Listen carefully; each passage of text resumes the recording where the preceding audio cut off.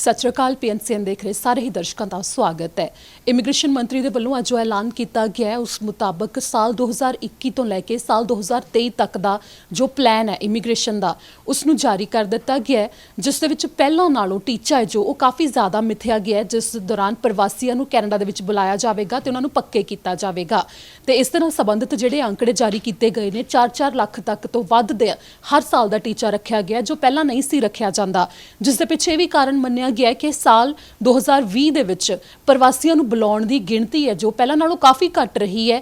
ਇਸ ਦੌਰਾਨ ਜੋ ਟੀਚਾ ਮਿਥਿਆ ਗਿਆ ਸੀ ਇਸ ਸਾਲ ਉਹ ਵੀ ਪੂਰਾ ਨਹੀਂ ਹੋ ਸਕਿਆ, ਜਿਸ ਤੋਂ ਬਾਅਦ ਆਰਥਿਕਤਾ ਨੂੰ ਵੀ ਲੀਹ ਤੇ ਲਿਆਉਣ ਵਾਸਤੇ ਤੇ ਕੈਨੇਡਾ ਭਰ ਵਿੱਚ ਹੋਰ ਨੌਕਰੀਆਂ ਨੂੰ ਪੈਦਾ ਕਰਨ ਵਾਸਤੇ ਤੇ ਇਸੇ ਨੂੰ ਲੈ ਕੇ ਜੋ ਅੱਗੇ ਇਹ ਟੀਚਾ ਮਿਥਿਆ ਗਿਆ ਉਸ ਦੇ ਉੱਤੇ ਜਾਣਕਾਰੀ ਤੇ ਕੋਵਿਡ-19 ਨੂੰ ਲੈ ਕੇ ਅੱਗੇ ਆਰਥਿਕਤਾ ਨਾਲ ਸੰਬੰਧਿਤ ਕੀ ਰਣਨੀਤੀ ਹੈ ਤੇ ਇਸ ਦੇ ਨਾਲ ਹੀ ਇਹ ਵੀ ਅਸੀਂ ਅੱਜ MP ਰਣਦੀਪ ਸਰਾਏ ਤੋਂ ਸਵਾਲ ਪੁੱਛਾਂਗੇ ਕਿ ਜੋ ਸਪਾਊਸਲ ਵੀਜ਼ਾ ਹੈ ਕਿ ਜੋ PR ਨੇ ਜੋ ਕੈਨੇਡਾ ਦੇ ਵਿੱਚ ਜਾਂ ਸਿਟੀਜ਼ਨ ਨੇ, ਉਹਨਾਂ ਨੇ ਜਦੋਂ ਆਪਣੇ ਪਤੀ ਜਾਂ ਪਤਨੀ ਨੂੰ ਬੁਲਾਉਣਾ ਹੁੰਦਾ ਬਾਹਰਲੇ ਮੁਲਕ ਤੋਂ ਤਾਂ ਇੰਨੀ ਜ਼ਿਆਦਾ ਲੰਮੀ ਉਡੀਕ ਉਹਨਾਂ ਨੂੰ ਕਰਨੀ ਪੈਂਦੀ ਹੈ ਤੇ ਉਸ ਦੇ ਉੱਤੇ ਜਦੋਂ ਅਪਡੇਟ ਵੀ ਸਾਹਮਣੇ ਆਇਆ ਤਾਂ ਉਸ ਤੋਂ ਬਾਅਦ ਹੀ ਅੱਗੇ ਕੀ ਰਣਨੀਤੀ ਹੈ ਤੇ ਕਿਵੇਂ ਕੰਮ ਚੱਲ ਰਿਹਾ ਹੈ, ਇਸ ਦੇ ਬਾਰੇ ਉਹਨਾਂ ਨੂੰ ਪੁੱਛਦੇ ਹਾਂ ਅੱਗੇ ਹੋਰ ਸਵਾਲ। ਸਭ ਤੋਂ ਪਹਿਲਾਂ ਤੁਹਾਡਾ ਸਵਾਗਤ ਹੈ PNCN ਦੇ ਵੱਲੋਂ। ਥੈਂਕ ਯੂ ਸਾਨੂੰ ਮੌਕਾ ਦਿੱਤਾ ਜੀ।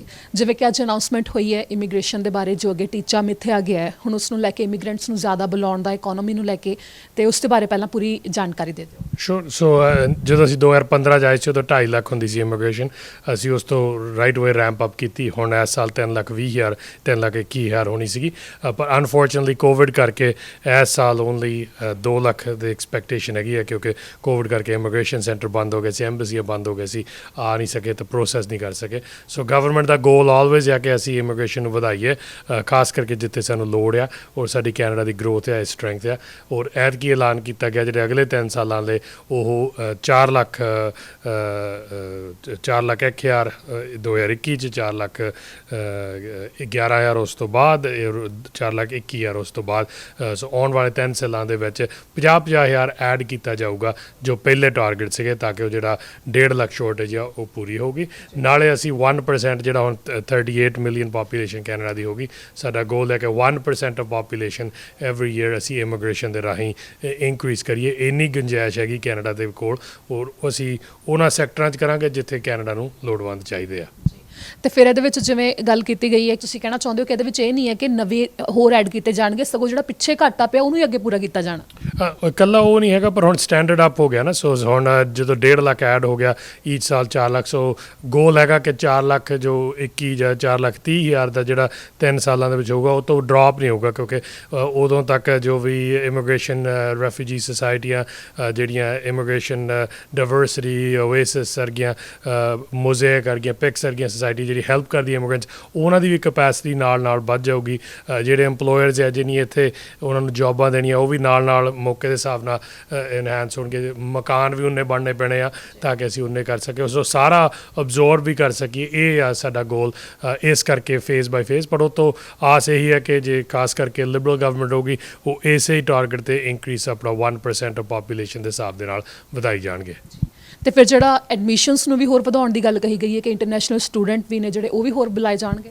ਸੋ ਦੇਖੋ ਉਹ ਇੱਕ ਸੈਪਰੇਟ ਹੈ ਇਸ ਮਾਡਲ ਤੋਂ। ਇਹਦੇ ਵਿੱਚ ਉਹਨਾਂ ਨੂੰ ਜਿਹੜੇ PR ਚਾਹੁੰਦੇ ਸੀਗੇ, ਅੱਗੇ ਥੋੜ੍ਹਾ ਪੁਆਇੰਟ ਸਿਸਟਮ ਅਪ ਹੋ ਗਿਆ ਸੀ ਕਿਉਂਕਿ ਡਿਮਾਂਡ ਜ਼ਿਆਦਾ ਸੀ, ਸਪਲਾਈ ਥੋੜ੍ਹਾ ਸੀ। ਹੁਣ ਸਪਲਾਈ ਖੁੱਲ੍ਹ ਰਿਹਾ, ਸੋ ਆਸ ਹੈ ਕਿ ਉਹਨਾਂ ਦੇ ਪੁਆਇੰਟ ਸਿਸਟਮ ਵੀ ਹੌਲੀ ਥੋੜ੍ਹੇ ਜਿਹੇ ਡਾਊਨ ਹੋਣਗੇ, ਪਰ ਜੇ ਡਿਮਾਂਡ ਅਪ ਹੋ ਗਈ ਆਟੋਮੈਟਿਕਲੀ ਪੁਆਇੰਟ ਅਪ ਹੋ ਜਾਂਦੇ। ਪਰ ਗੋਲ ਹੈ ਕਿ ਉਹਨਾਂ ਨੂੰ ਅਸੀਂ ਜਲਦੀ ਤੋਂ ਜਲਦੀ ਪਰਮਾਨੈਂਟ ਰੈਜ਼ੀਡੈਂਟ ਬਣਾਈਏ।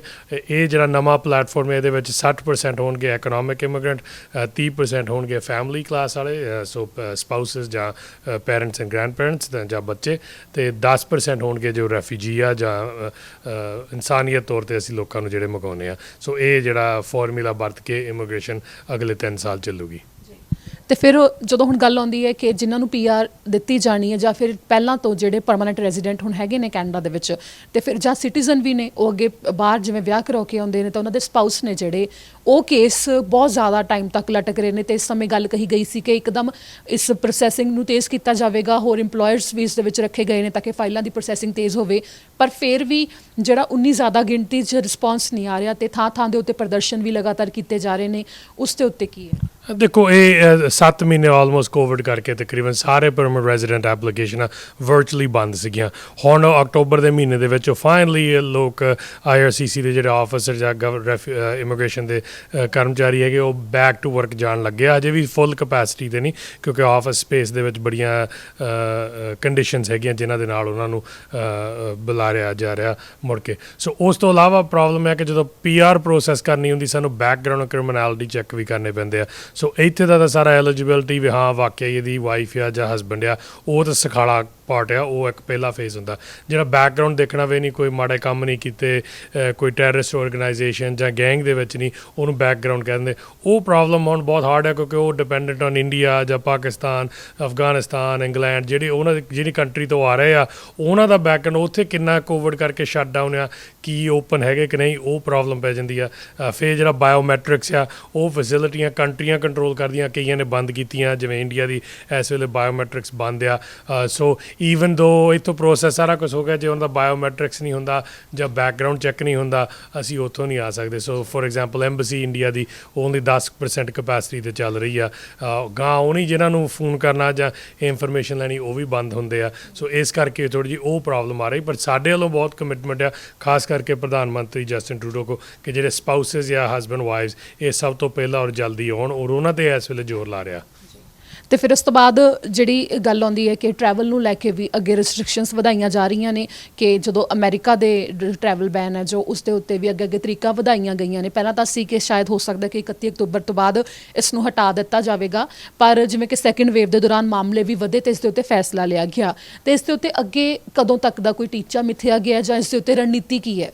ਇਹ ਦੇਖੋ ਰਾਜਨੀਤੀ ਇਹ ਹੈਗੀ ਹੈ ਕਿ ਜਿੱਦਾਂ ਜਿੱਦਾਂ ਕੋਵਿਡ ਰੇਟ ਕੰਟਰੋਲ 'ਚ ਆ ਰਿਹਾ ਤਾਂ ਜਿਵੇਂ ਸੁਸਾਇਟੀ ਕੰਟਰੋਲ ਕਰ ਰਹੀ ਆ ਉਹਦੇ ਮੁਤਾਬਕ ਹੋਊਗਾ। ਸੋ ਜਦੋਂ ਦਾ ਅਸੀਂ ਬਾਰਡਰ ਬੰਦ ਕੀਤੇ, 에ਅਰਪੋਰਟ ਦੇ ਉੱਤੇ ਕੰਟਰੋਲ ਰੱਖਿਆ, ਉਦੋਂ ਦਾ ਓਨਲੀ 10% ਕੋਵਿਡ ਰੇਟ ਟਰੈਵਲ ਦੇ ਰਾਹੀਂ ਹੋ ਰਿਹਾ। ਸੋ ਜਿਹੜਾ ਕਿ ਕੋਈ ਟਰੱਕ ਦਾ ਬਾਰਡਰ 'ਤੇ ਆਉਂਦਾ ਜਾਂ ਫੋਰਨ ਟਰੈਵਲ ਆਉਂਦਾ, ਉਹਦੇ ਕਰਕੇ ਬਹੁਤ ਸੇਫ ਆ, ਅਸੀਂ ਤਰੀਕੇ ਨਾਲ ਕੀਤਾ।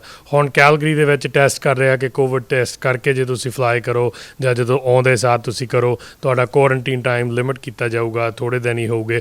ਇਹ ਜੇ ਸਕਸੈਸਫੁਲ ਹੋਊਗਾ, ਜਿਵੇਂ ਹਵਾਈ ਨੇ ਕੀਤਾ ਕਿ ਤੁਸੀਂ ਹਵਾਈ ਨੂੰ ਟਰੈਵਲ ਕਰ ਸਕਦੇ ਜੇ ਤੁਸੀਂ ਕੋਵਿਡ ਟੈਸਟ ਪਹਿਲਾਂ 48 ਆਵਰ 'ਚ ਲਾਓ ਤਾਂ ਜ਼ਿਆਦਾ, ਉਦੋਂ ਤੁਰੋ, ਸੇਮ ਥਿੰਗ ਤੁਸੀਂ ਕਰੋ। ਇੱਦਾਂ ਦੇ ਜਦੋਂ ਡਿਫਰੈਂਟ ਸੋਲੂਸ਼ਨ ਨਿਕਲਣਗੇ ਫਿਰ 'ਚ ਟਰੈਵਲ ਵਧਾਇਆ ਜਾਊਗਾ। ਬਾਕੀ ਇਹ ਹੈਗਾ ਕਿ ਦੂਸਰੀਆਂ ਕੰਟਰੀਆਂ ਦਾ ਟਰੈਵਲ ਕੋਵਿਡ ਰੇਟ ਕੀ ਹੈਗਾ, ਜੇ ਬਹੁਤ ਵੱਧ ਰਿਹਾ ਫਿਰ ਅਸੀਂ ਆਬਵੀਅਸਲੀ ਉੱਥੋਂ ਟਰੈਵਲ ਨਹੀਂ ਐਕਸੈਪਟ ਕਰਨੀ, ਜਿੱਥੇ ਕੰਟਰੋਲ ਦੇ ਵਿੱਚ ਆ ਉੱਥੋਂ ਫਿਰ ਗੁੰਜਾਇਸ਼ ਕੀਤੀ ਜਾਊਗੀ। ਤੇ ਫਿਰ ਜਦੋਂ ਸੈਕਿੰਡ ਵੇਵ ਦੀ ਗੱਲ ਆਉਂਦੀ ਹੈ ਤਾਂ ਇਸ ਸਮੇਂ ਕਿੰਨੇ ਜ਼ਿਆਦਾ ਵੱਡੀ ਗਿਣਤੀ 'ਚ ਮਾਮਲੇ ਸਾਹਮਣੇ ਆ ਰਹੇ ਨੇ ਤੇ ਪ੍ਰਧਾਨ ਮੰਤਰੀ ਜਸਟਿਨ ਟਰੂਡੋ ਵੱਲੋਂ ਵੀ ਨਿੱਤ ਇਸ ਬਾਰੇ ਬੇਨਤੀ ਕੀਤੀ ਜਾਂਦੀ ਹੈ, ਪਰ ਫਿਰ ਵੀ ਜਿਹੜੀਆਂ ਰਿਸਟ੍ਰਿਕਸ਼ਨਸ ਨੇ ਉਹ ਪਹਿਲਾਂ ਜਿੰਨੀਆਂ ਸਖਤ ਨਹੀਂ ਜਦੋਂ ਪਹਿਲਾਂ ਸ਼ੁਰੂ ਹੋਇਆ ਸੀ।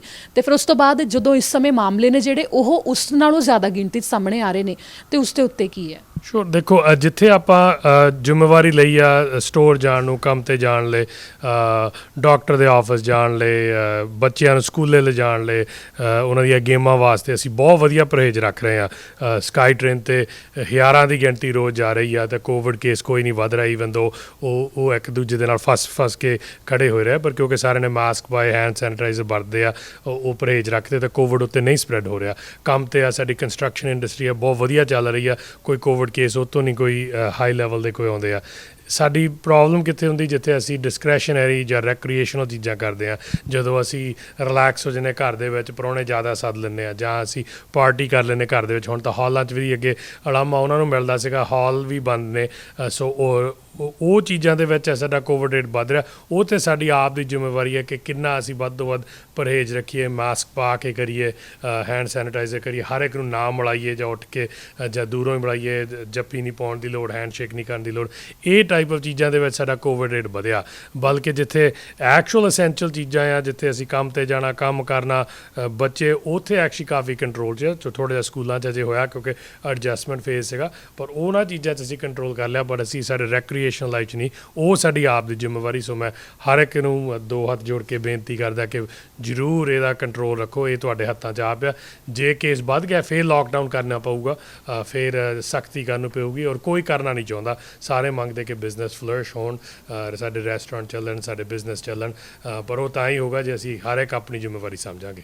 ਹੁਣ ਇਕਨੋਮੀ ਨੂੰ ਅੱਗੇ ਲੀਹ ਤੇ ਲਿਆਉਣ ਵਾਸਤੇ ਇਮੀਗ੍ਰੇਸ਼ਨ ਨੂੰ ਲੈ ਕੇ ਜਿਹੜਾ ਟੀਚਾ ਤਾਂ ਮਿਥ ਲਿਆ ਗਿਆ, ਤੇ ਅੱਗੇ ਇਸ ਦੇ ਉੱਤੇ ਕੀ ਰਣਨੀਤੀ ਹੈ ਕਿ ਹੋਰ ਜਿਹੜਾ ਇਮੀਗ੍ਰੇਸ਼ਨ ਦੇ ਨਾਲ ਨਾਲ ਕਿਹੜੀ ਰਣਨੀਤੀ ਹੈ ਜਿਹੜਾ ਆਰਥਿਕਤਾ ਨੂੰ ਮੁੜ ਤੋਂ ਲੀਹ ਤੇ ਲਿਆਉਣ ਵਾਸਤੇ?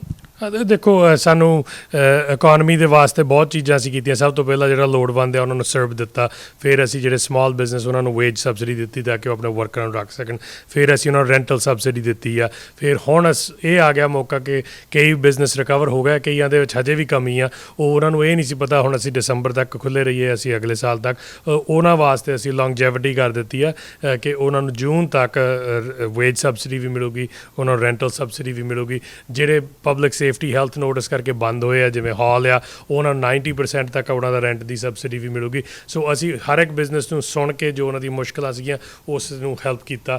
ਹੈਲਥ ਕੇਅਰ ਵਰਕਰਸ ਜਿਹੜੇ ਸੀਗੇ, ਸਾਨੂੰ ਸਾਰਿਆਂ ਨੂੰ ਪਤਾ ਉਹ ਦੋ ਥਾਵਾਂ 'ਤੇ ਕੰਮ ਕਰਦੇ ਸੀ ਪਾਰਟ ਟਾਈਮ ਕਰਕੇ, ਉਹਨਾਂ ਨੂੰ ਕੋਵਿਡ ਕਰਕੇ ਬੈਨ ਕੀਤਾ ਗਿਆ ਕਿ ਉਹ ਇੱਕ ਥਾਂ ਹੀ ਕੰਮ ਕਰ ਸਕਦੇ ਸੀ, ਉਹਨਾਂ ਦੀ ਵੇਜਸ ਡਾਊਨ ਹੋ ਗਿਆ। ਆਮ ਤੌਰ 'ਤੇ ਉਹ ਔਰਤਾਂ ਸੀਗੀਆਂ, ਉਹਨਾਂ ਨੂੰ ਟਾਪ ਅਪ ਕਰਕੇ ਵੀ ਘੱਟੋ ਘੱਟ $2500 ਬਣਾਉਣ, ਅਸੀਂ ਉਹ ਟਾਪ ਅਪ ਕੀਤਾ। ਸੋ ਇਸੇ ਤਰ੍ਹਾਂ ਹੁਣ ਜਿਹੜਾ ਰੀਵੈਂਪ ਕਰਨ ਵਾਸਤੇ ਜੌਬ ਗਰੋਥ ਸਪਟੈਂਬਰ 'ਚ ਵੀ ਬਹੁਤ ਰੈਕਡ ਸੀ, ਅਕਤੂਬਰ ਦਾ ਮੇਰੇ ਖਿਆਲ 1-2 ਦਿਨਾਂ ਦੇ ਵਿੱਚ ਆਊਗੇ। ਆਸ ਕਰਦੇ ਅਗੇਨ ਸਾਡੀ ਗਰੋਥ ਜੌਬ ਨੰਬਰਸ ਅਨਪਲੋਇਮੈਂਟ ਦੇ ਵਿੱਚ ਡਾਊਨ ਹੋਊਗਾ ਤਾਂ ਜੌਬ ਗਰੋਥ ਅਪ ਹੋਊਗੀ, ਅਤੇ ਅਸੀਂ ਸੇਮ ਤਰੀਕੇ ਦੇ ਨਾਲ ਬਿਜ਼ਨਸਾਂ ਨੂੰ ਸਪੋਰਟ ਦਿੰਦੇ ਰਹਾਂਗੇ ਤਾਂ ਕਿ ਉਹ ਆਪਣਾ ਬਿਜ਼ਨਸ ਵਧਾ ਸਕਣ, ਆਪਣੇ ਵਰਕਰ ਕੰਮ ਕਰ ਸਕਣ, ਸਾਡੇ ਐਕਸਪੋਰਟ ਵੱਧ ਸਕਣ, ਸਾਡੀ ਇਕੋਨਮੀ ਚਰਨ ਹੋਵੇ। ਇਸ ਦੇ ਨਾਲ ਇੰਟਰਸਟ ਰੇਟ ਲੋਅਰ ਕੀਤੇ ਗਏ ਆ, ਜੇ ਤੁਸੀਂ ਦੇਖਿਆ ਇੰਟਰਸਟ ਰੇਟ ਲੋਅ ਕਰਕੇ ਸਾਡੀ ਰੀਅਲ ਏਸਟੇਟ ਇਕੋਨਮੀ ਕਾਫੀ ਬੂਮ ਹੋ ਰਹੀ। ਅਸੀਂ ਅਫੋਰਡੇਬਲ ਰੈਂਟਲ ਹਾਊਸਿੰਗ ਲਈ ਬਹੁਤ ਇਨੀਸ਼ੀਏਟਿਵ ਕੀਤਾ, ਬਹੁਤ ਵੱਡਾ, ਜਿਹੜਾ ਕਿ ਓਵਰ ਸਬਸਕ੍ਰਾਈਬਡ ਹੈਗਾ, ਬੜਾ ਸਕਸੈਸਫੁਲ ਇਸ ਵੇਲੇ ਚੱਲ ਰਿਹਾ। ਹਜ਼ਾਰਾਂ ਦੀ ਗਿਣਤੀ ਦੇ ਵਿੱਚ ਘਰ ਚੀਪ ਇੰਟਰਸਟ ਰੇਟ ਦੇ ਉੱਤੇ ਬਣ ਰਹੇ ਆ, ਔਰ ਉਹ ਜਿਹੜੇ ਸਭ ਤੋਂ ਲੋੜਵੰਦ ਆ ਜਾਂ ਜਦੋਂ ਸਟਾਰਟਰ ਫੈਮਿਲੀ ਹੁੰਦੇ ਆ ਉਹਨਾਂ ਵਾਸਤੇ ਹੈਗੇ ਆ, ਔਰ ਉਹ ਆਉਣ ਵਾਲੇ ਸਮੇਂ ਦੇ ਵਿੱਚ ਤੁਹਾਨੂੰ ਦਿਸੂਗੀ ਬਹੁਤ ਕੰਸਟਰਕਸ਼ਨ, ਉਹਨਾਂ ਜੌਬ ਗਰੋਥ ਵੀ ਹੋਊਗੀ। ਤੁਹਾਡਾ ਬਹੁਤ ਬਹੁਤ ਧੰਨਵਾਦ ਜਾਣਕਾਰੀ ਦੇਣ ਦੇ ਵਾਸਤੇ, ਤੇ ਆਪਣੇ ਵੱਲੋਂ ਅੰਤ ਵਿੱਚ ਤੁਸੀਂ ਕੁਝ ਕਹਿਣਾ ਚਾਹੁੰਦੇ ਹੋ? ਮੈਂ ਮੇਨ ਇਹੀ ਮੈਸੇਜ ਸਾਰਿਆਂ ਨੂੰ ਕਹਿਣਾ ਚਾਹੁੰਦਾ, ਕਿਉਂਕਿ ਕੋਵਿਡ ਕਰਕੇ ਸਾਰਿਆਂ ਦੇ ਹਾਈ ਅਲਰਟ ਆ, ਖਾਸ ਕਰਕੇ ਇੱਥੇ ਫਰੇਜ਼ਰ ਰੀਜਨ ਦੇ ਵਿੱਚ, ਸਰੀ ਰੀਜਨ ਦੇ ਵਿੱਚ ਆਪਾਂ ਆਪਣਾ ਜਿੰਨੀ ਜ਼ਿੰਮੇਵਾਰੀ ਹੈਗੀ ਆ ਉਹ ਪੂਰੀ ਨਿਭਾਈਏ ਤਾਂ ਕਿ ਅਸੀਂ ਕੋਵਿਡ ਨੂੰ ਸਪਰੈਡ ਨਾ ਕਰੀਏ। ਇਹ ਜ਼ਰੂਰ ਕਈ ਵਾਰੀ ਆਪਾਂ ਕਹਿ ਦਿੰਦੇ ਕਿ ਮੈਨੂੰ ਲੱਗ ਜਾਵੇ, ਕੋਈ ਨਹੀਂ, ਮੈਂ ਯੰਗ ਆ ਜਾਂ ਮੈਂ ਠੀਕ ਆ, ਪਰ ਇਹ ਨਾ ਭੁੱਲੋ ਕਿ ਜਦੋਂ ਆਪਾਂ ਘਰ ਆਉਂਦੇ, ਸਾਡੇ ਬਜ਼ੁਰਗ ਆ, ਸਾਡੇ ਘਰ ਕਈਆਂ ਨੂੰ ਐਜ਼ਮਾ ਆ, ਕਿਸੇ ਨੂੰ ਰੈਸਪੀਰੇਟਰੀ ਪ੍ਰੋਬਲਮ ਆ, ਉਹਨਾਂ ਵਾਸਤੇ ਬਹੁਤ ਸੀਰੀਅਸ ਪ੍ਰੋਬਲਮ ਪੈ ਸਕਦੀ। ਸੋ ਉਹਨਾਂ ਕਰਕੇ ਜੇ ਤੁਸੀਂ ਮਾਸਕ ਪਾ ਲਓ ਤਾਂ ਪਰਹੇਜ਼ ਰੱਖ ਲਓ ਤਾਂ ਬਹੁਤ ਚੰਗਾ ਹੋਊਗਾ। ਤੁਹਾਡਾ ਬਹੁਤ ਬਹੁਤ ਧੰਨਵਾਦ ਸਾਡੇ ਨਾਲ ਗੱਲਬਾਤ ਕਰਨ ਲਈ ਤੇ ਆਪਣਾ ਟਾਈਮ ਕੱਢ ਕੇ ਜਾਣਕਾਰੀ ਦੇਣ ਲਈ। Thank you. ਜਿਵੇਂ ਕਿ ਸਾਨੂੰ ਇੱਥੇ ਐਮਪੀ ਰਣਦੀਪ ਸਰਾਏ ਦੇ ਵੱਲੋਂ ਜਾਣਕਾਰੀ ਵੀ ਦਿੱਤੀ ਗਈ ਹੈ, ਕੋਵਿਡ-19 ਨੂੰ ਲੈ ਕੇ ਜੋ ਰਣਨੀਤੀ ਹੈ ਉਸ ਦੇ ਬਾਰੇ ਵੀ ਜ਼ਿਕਰ ਕੀਤਾ ਗਿਆ ਹੈ, ਉਹ ਵੀ ਇਸ ਰਣਨੀਤੀ ਦੇ ਵਿੱਚ ਹੀ ਸ਼ਾਮਲ ਹੈ ਕਿ ਇਮੀਗ੍ਰੇਸ਼ਨ ਨੂੰ ਲੈ ਕੇ ਜਿਹੜਾ ਟੀਚਾ ਮਿਥਿਆ ਗਿਆ ਅੱਗੇ ਇਮੀਗ੍ਰੈਂਟਸ ਨੂੰ ਬੁਲਾਉਣ ਨੂੰ ਲੈ ਕੇ, ਤੇ ਇਸ ਦੇ ਬਾਰੇ ਜੋ ਤੁਹਾਨੂੰ ਜਾਣਕਾਰੀ ਦਿੱਤੀ ਗਈ ਹੈ, ਇਸ ਦੇ ਬਾਰੇ ਜੇਕਰ ਅੱਗੇ ਕੋਈ ਹੋਰ ਅਪਡੇਟ ਸਾਹਮਣੇ ਆਉਂਦੀ ਹੈ ਤਾਂ ਅਸੀਂ ਨਾਲ ਹੀ ਤੁਹਾਨੂੰ ਦੱਸਾਂਗੇ।